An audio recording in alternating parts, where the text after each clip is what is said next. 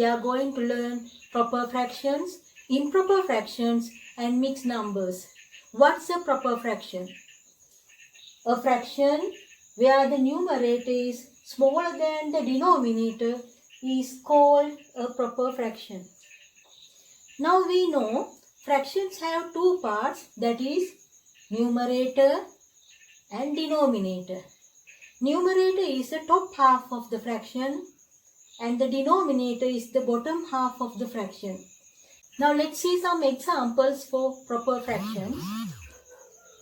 2/5, 7/10, 5/8 and 6/11.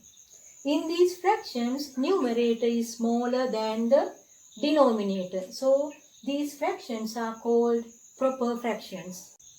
Now let's see what's the improper fraction. A fraction where the numerator is larger than the denominator is called an improper fraction. Now let's see some examples. 10/7, 8/3, 9/2 and 11/5. We can see in these fractions, numerator is larger than the denominator. So these fractions are called improper fractions. Now next we will learn mixed numbers or mixed fraction. A mixed fraction is a whole number and a proper fraction together is called a mixed fraction. 1, 3/5. 1 is the whole number. 3/5 is the proper fraction. All together we can say mixed numbers or mixed fractions. Now let's see some examples. 3, 4/5. 3 is the whole number. 4/5 is the proper fraction. 1, 2/3.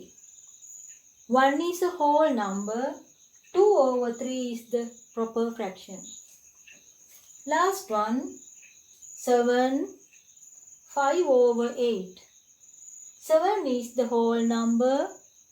5/8 is the proper fraction. So these are the examples for mixed numbers or mixed fractions. Children, I hope now you can understand what are proper fractions, improper fractions and mixed numbers or mixed fractions. See my next video to learn more about these fractions.